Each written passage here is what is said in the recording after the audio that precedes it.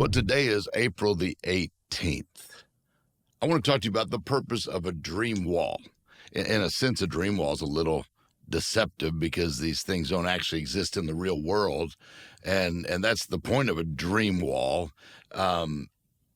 These things may not exist in the real world yet, but they do exist in your heart or in your mind. If I've written them down and visualized them, then they're as real to me right now as they will be in the physical world on a certain day in the future.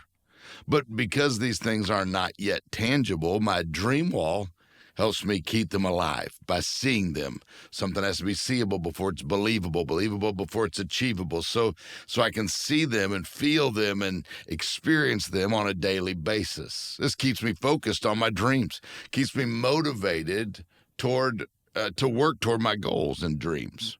So in other words, my dream wall helps me visualize the things I want to achieve just as if they've already become a reality. So I need to see my dreams as attainable every day if I honestly hope to make my dreams come true in the future. Whether you have a dream wall or not, you need to take time to dream, to visualize.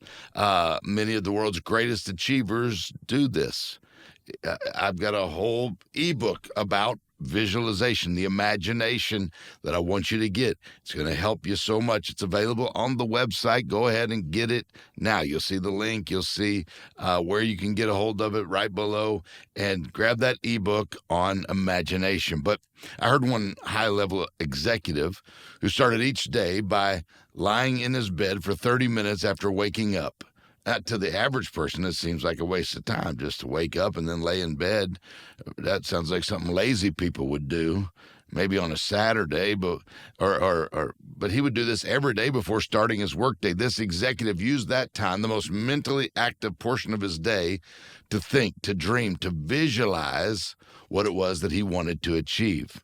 Now, those 30 minutes each day made him what he is today, really set him apart from those around him. So do whatever you need to do, but don't let the urgency of life choke out your dreams, okay? Use the power of visualization to keep them alive, to keep them moving forward.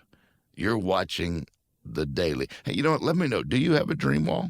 Do you have a vision board? Hit the comments. Let me know if you've got one or not. Or, hey, maybe this helped you today and you're ready to start one.